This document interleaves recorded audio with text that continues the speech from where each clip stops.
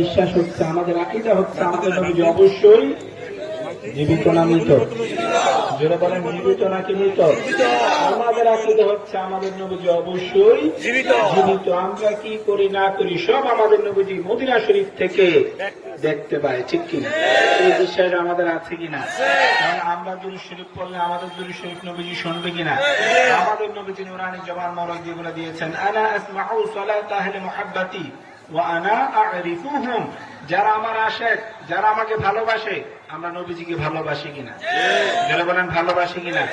নবীজিকে ভালোবাসা ছাড়া আমাদের কোনো উপায়, যারা বলেন নবীজিকে ভালোবাসা ছাড়া আমাদের উপায় নাই। যেমন এক লোক সাহাবী, যা রাজুলুন ইলা রাসূলিল্লাহি সাল্লাল্লাহু আলাইহি ওয়াসাল্লাম, একটা লোক নবীজির কাছে আসলো, এসে বলল, ইয়া রাসূলুল্লাহ মাতা সাআ, কিয়ামত কখন হবে? মুসলিম শরীফের হাদিস। আমাদের নবীজি নুরানি জবান মোবারক দিয়ে বলে দিলেন, মা আ'দাত্তা লাহা, তুমি জানতে চাইছো কিয়ামত কবে হবে, কিন্তু কিয়ামতের জন্য তুমি কি প্রস্তুতি নিয়েছো?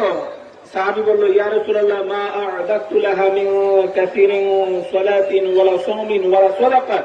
ইয়া রাসূলুল্লাহ, আমি কিয়ামতের প্রস্তুতি হিসেবে বেশি নফল নামাজ পড়তে পারি নাই, বেশি নফল রোজা রাখতে পারি নাই, বেশি নফল দান সাদাকা করতে পারি নাই। ওয়ালাকিন্নী উহিব্বুল্লাহ ওয়া রাসূলাহু, কিন্তু আমি আল্লাহকে ভালোবাসি এবং আল্লাহ রাসূলকে ভালোবাসি। সুবহানাল্লাহ। আমার পুঁজি কি? আল্লাহ এবং আল্লাহ রাসূলের ভালোবাসা। আমাদের নবীজি নুরানি জবান মোবারক দিয়ে বলে দিলেন, আনতা মা'a মান আহবাবতা, তুমি যাকে ভালোবাসো কিয়ামতের দিন তুমি তার সাথেই থাকবে। সুবহানাল্লাহ। তাহলে এই হাদিস শরীফ দ্বারা প্রমাণ হলো কি কিয়ামতের সবচেয়ে বড় পুঁজি কি? নবীজির মুহাব্বত, ঠিক কিনা? তাও কেমন ভালোবাসতে হবে? নিজের জীবনের চেয়েও বেশি, ঠিক কিনা ভাই? আমার মনে রাখতে হবে নবীজিকে নিজের জীবনের চেয়ে বেশি ভালোবাসতে হবে। যেমন বুখারী শরীফের হাদিস কিতাবুত তাকদীর অধ্যায়ের মধ্যে রয়েছে, ওমর রাদিয়াল্লাহু তাআলা আনহু কে ওমর রাদিয়াল্লাহু তাআলা একদিন নবীজিকে বললেন, ইয়া রাসূলুল্লাহ আনতা আহাব্বু ইলাইয়া মিন কুল্লি শাইইন, ইয়া রাসূলুল্লাহ পৃথিবীতে যত কিছু আছে সব কিছুর চেয়ে আপনি আমার নিকট সবচেয়ে বেশি প্রিয়। সুবহানাল্লাহ। আনতা আহাব্বু ইলাইয়া মিন কুল্লি শাইইন, পৃথিবীর সব কিছুর চেয়ে ইয়া রাসূলুল্লাহ আপনি আমার নিকট সবচেয়ে বেশি প্রিয়। আমাদের নবীজি নুরানি জবান মোবারক দিয়ে বলে দিলেন, লা তুমিনু হাত্তা আকুনা আহাব্বা ইলাইকা মিন নাফসিকা। হে ওমর, তুমি ততক্ষণ পর্যন্ত মুমিন হতে পারবে না যতক্ষণ পর্যন্ত না তুমি তোমার নিজের জীবনের চেয়ে আমি নবীকে বেশি ভালোবাসবে। দেখেন ওমর রাদিয়াল্লাহু তাআলা, যিনি ইসলামের কততম খলিফা? দ্বিতীয়তম খলিফা, যার সম্পর্কে আল্লাহ রাসূল সাল্লাল্লাহু আলাইহি ওয়াসাল্লাম নুরানি জবান মোবারক দিয়ে বলে দিয়েছেন, লাউ কানা নাবিয়্যুন বা'দি লা কানা উমর বিন খাত্তাব, আমার পরে যদি কেউ নবী হতো সে হতো উমর। আমাদের নবীর পর আর কোন এই দুনিয়াতে নবী নাই। আনা খাতামুন নাবিয়্যিন লা নাবিয়্যা বা'দি, আমি হলাম শেষ নবী, আমার পরে এই দুনিয়াতে আর কোন নবী আসবে না। আমাদের নবীজি নুরানি জবান মোবারক দিয়ে বলে দিয়েছেন। আমাদের কোরআন শরীফে আল্লাহ বলে দিয়েছেন, মা কানা মুহাম্মাদুন আবা আহাদিন মিন রিজালিকুম ওয়ালাকিন রাসূলুল্লাহি ওয়া খাতামান নাবিয়্যিন, ঠিক কিনা? আমাদের নবীজি হলেন সর্বশেষ নবী, কিন্তু আমাদের নবীজি দয়াল নবীজি নুরানি জবান মোবারক দিয়ে বলে দিয়েছেন, আমার পর যদি কেউ নবী হতো সে হতো উমর। জোরে বলেন সুবহানাল্লাহ। আমরা শয়তানের ভয়ে অস্থির, ঠিক কিনা?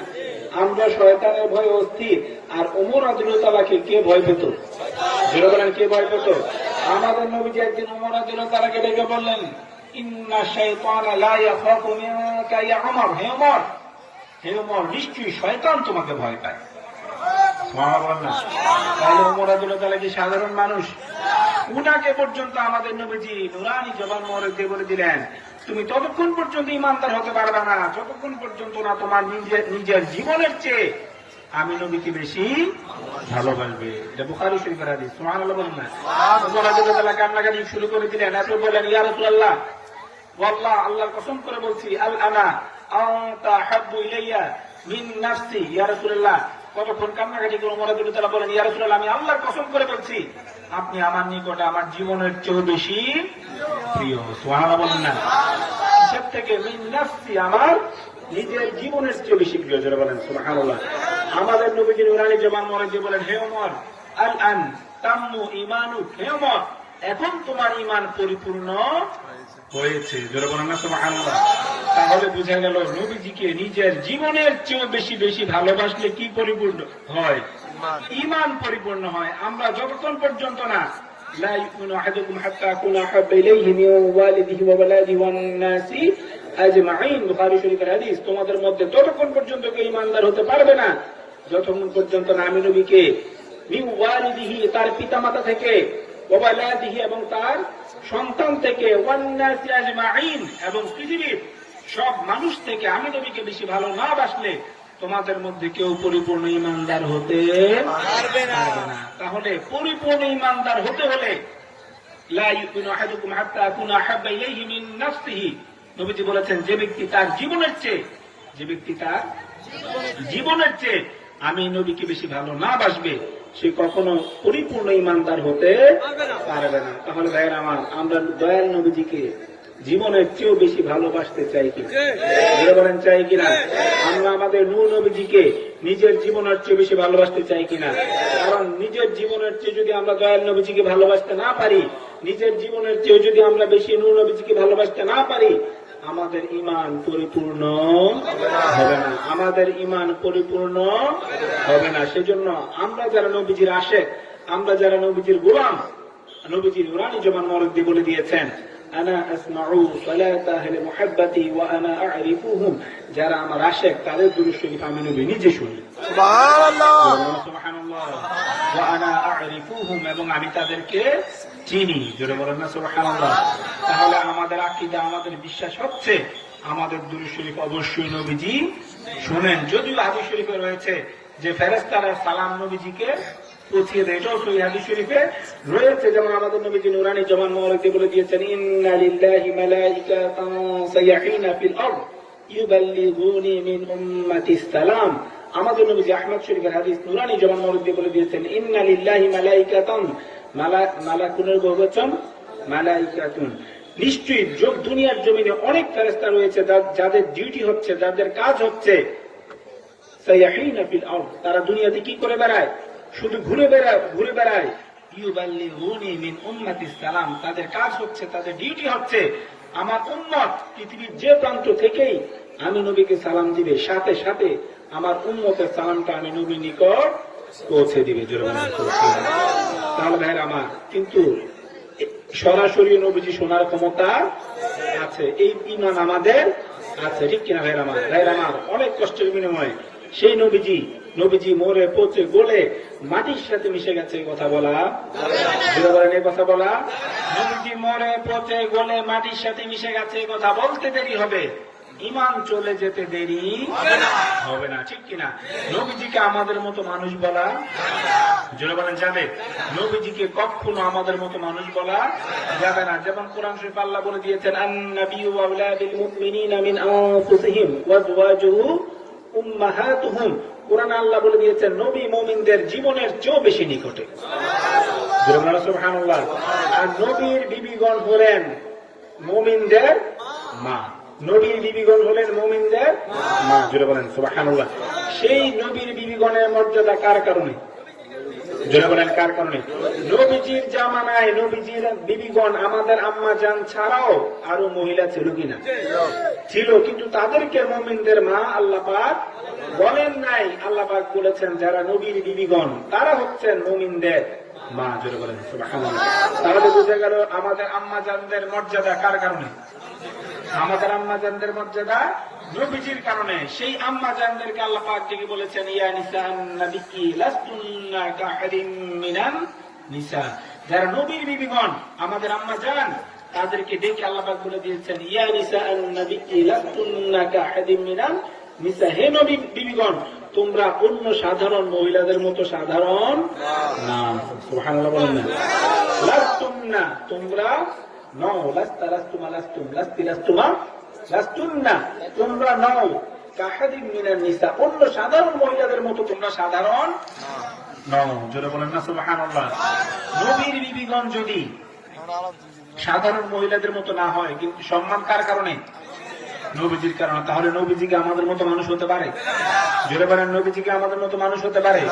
নবীজিকে কখনো আমাদের মতো মানুষ বলা যাবে না, ঠিক কিনা? নবীজিকে মানুষ বলা, আমাদের মতো মানুষ বলা, এটা কাফেরের স্বভাব। কার স্বভাব? যেমন কোরআন শরীফে রয়েছে ক্বালু মা আনতুম ইল্লা বাশারুম মিথলুনা, ঠিক কিনা? কাফেররা বলতো নবীদেরকে কাফেররা যুগে যুগে সব নবীর উম্মতের মধ্যে মুসলমান ছিল, কাফেরও ছিল। কাফেররা অন্য নবীদেরকে বলতো যে তোমরা আমাদের মতো মানুষ ছাড়া অন্য কিছু না। জোরে বলেন নাউযুবিল্লাহ। আমাদের নবীজিকে কাফেররা বলতো মা লিহাযার রাসূল ইয়াকুলু তুআমা ওয়া ইয়ামশি ফিল আসওয়াক। আমাদের নবীজি খাবার খেতেন কিনা? আমাদের নবীজি খাবার খেতেন আমাদেরকে শিক্ষা দেওয়ার জন্য। কোনটা হালাল সেটা বোঝানোর জন্য নবীজি খেয়েছেন, কোনটা খাওয়া হারাম সেটা বোঝানোর জন্য নবীজি খেয়েছেন। আমাদেরকে শিক্ষা দেওয়ার জন্য বুইতু মুআল্লিমান, আমাদের নবীজি নুরানি জবান মোবারক দিয়ে বলে দিয়েছেন আমি নবী দুনিয়াতে প্রেরিত হয়েছি তোমাদেরকে শিক্ষা দেওয়ার জন্য। আমাদেরকে শিক্ষা দেওয়ার জন্য আমাদের নবীজি খাবার খেতেন। নবীজির না খেলেও চলতো কিনা? না খেলেও চলতো কিনা? নবীজি না খেলেও চলতো। এমন হাদিস শরীফে রয়েছে দিনের পর দিন মাসের পর মাস হয়ে যেত আমাদের নবীজি খাবার খেতেন না। সুবহানাল্লাহ বলেন না? খাবার শুরু করে দিল, পরে দেখা গেল তারা এমন দুর্বল হয়েছে যে তারা মসজিদে হেঁটে আসবে সেই শক্তি তাদের নাই। তখন আমাদের নবীজি নুরানি জবান মোবারক দিয়ে বলে দিলেন আইয়ুকুম মিথলি, আমি কি তোমাদের মতো? আমি তোমাদের মতো না। যেমন আবু দাউদ শরীফের কিতাবুস সালাত অধ্যায়ের মধ্যে রয়েছে আমাদের নবীজি নুরানি জবান মোবারক দিয়ে বলে দিয়েছেন বসে বসে নফল নামাজ পড়লে যে সওয়াব, দাঁড়িয়ে নামাজ পড়লে তার চেয়ে ডাবল সওয়াব। এটার হাদিস শরীফ আছে। একদিন নবীজি বসে বসে নামাজ আদায় করছেন, এক সাহাবী গিয়ে বললেন এটা আবু দাউদ শরীফের হাদিস কিতাবুস সালাত অধ্যায়ের মধ্যে রয়েছে ইয়া রাসূলুল্লাহ আপনি বলেছেন যে বসে বসে নামাজ পড়লে দাঁড়িয়ে নামাজ পড়াচ্ছে নফল নামাজ, কি নামাজ? নফল নামাজ। দাঁড়িয়ে নামাজ পড়লে যে সওয়াব, বসে বসে নফল নামাজ পড়লে তার চেয়ে অর্ধেক সওয়াব। আপনি তো সুস্থ, আপনি কেন বসে বসে নফল নামাজ আদায় করছেন? আমাদের নবীজি নুরানি জবান মোবারক দিয়ে বলে দিলেন যে লাস্তু কাহাদিম মিনকুম। আমাদের নবীজি কি বললেন? হ্যাঁ আমি বলেছি নফল নামাজ বসে পড়লে যে সওয়াব, দাঁড়িয়ে পড়লে তার চেয়ে দ্বিগুণ সওয়াব, কিন্তু লাস্তু কাহাদিম মিনকুম, আমি তোমাদের কারো মতো না। জোরে বলেন না সুবহানাল্লাহ। বুঝা গেল আমাদের নবীজি নিজেই নুরানি জবান মোবারক দিয়ে বলে দিয়েছেন আমি তোমাদের কারো মতো। জোরে বলেন না আমি তোমাদের কারো মতো না। বুখারী শরীফের কিতাবুস সাওম অধ্যায়ের মধ্যে অনেকগুলি হাদিস রয়েছে যে আমাদের নবীজি নুরানি জবান মোবারক দিয়ে বলে দিয়েছেন আমি তোমাদের মতো না। আল্লাহ আমাকে খাওয়ায়, আল্লাহ আমাকে পান করায়। জোরে বলেন সুবহানাল্লাহ।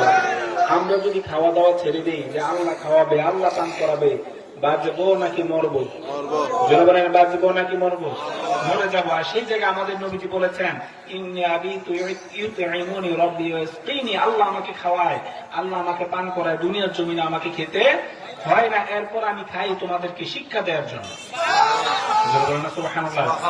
আমাদের নবীজি খেতেন, আমাদের নবীজি বাজারও যেতেন। সুবহানাল্লাহ। বাজার করা নবীজি সুন্নাত, কিন্তু বাজারে গিয়ে আড্ডা মারা এটা সুন্নাত না, ঠিক কিনা? বাজারে আপনি যাবেন, গিয়ে তাড়াহুড়া করে আপনি বাজার করে চলে আসবেন, এটা হচ্ছে সুন্নাত। আমাদের নবীজি বাজারে যেতেন আর কাফেররা টিটকারি মারতো। কারা? কাফেররা টিটকারি করতো মা লিহাযার রাসূল, উনি আবার কিসের রাসূল? নাউযুবিল্লাহ বলেন না। উনি আবার কিসের নবী? নাউযুবিল্লাহ বলেন। উনি তো খাবার খায়, উনি তো বাজারে যায়, উনি তো নবী হতে পারে না। নাউযুবিল্লাহ বলেন না। তাহলে বুঝা গেল নবীদেরকে আমাদের মতো মানুষ বলা কাদের স্বভাব? কাফেরদের স্বভাব, ঠিক কিনা? মান তাশাব্বাহা বিকওমিন ফাহুয়া মিনহুম। আবু দাউদ শরীফের হাদিস আমাদের নবীজি নুরানি জবান মোবারক দিয়ে বলে দিয়েছেন যে যেই সম্প্রদায়ের সাথে সাদৃশ্য রাখবে সে তাদের অন্তর্ভুক্ত হয়ে যাবে। জোরে বলেন নাউযুবিল্লাহ। সেই জন্য কাফেরদের কোন স্বভাব আমাদের মধ্যে রাখা যাবে না। যেমন দাড়ি রাখার ব্যাপারে বুখারী শরীফের হাদিস, নবীজি যখন বললেন যে তোমরা দাড়ি বড় করো, মুখ ছোট করো, এর আগে নবীজি বলেছেন খালিফুল মুশরিকিনা, খালিফুল মুশরিকিনা, তোমরা মুশরিকদের বিরোধিতা করো।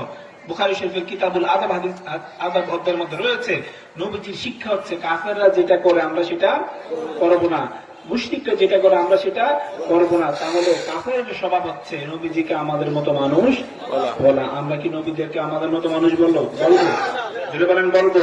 আর সাহাবীদের স্বভাব ছিল নবীজিকে বলার মা রাআইতু শাইআন আহসানা মিনকা ইয়া রাসূলুল্লাহ, হে রাসূল আপনার মতো আমরা কাউকে দেখি নাই। জোরে বলেন সুবহানাল্লাহ।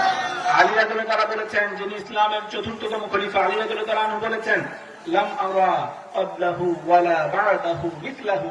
আমাদের নূর নবীজি সম্পর্কে আলী রাদিয়াল্লাহু তাআলা বলেছেন লাম আরা ক্বাবলাহু ওয়ালা বা'দাহু মিথলাহু, আমি নবীজির মতো নবীজির আগে বা পরে কোন মানুষকে দেখি নাই। সুবহানাল্লাহ বলেন না। আমরা সাহাবীদের অনুসরণ করতে চাই, ঠিক কিনা? কার অনুসরণ করতে চাই?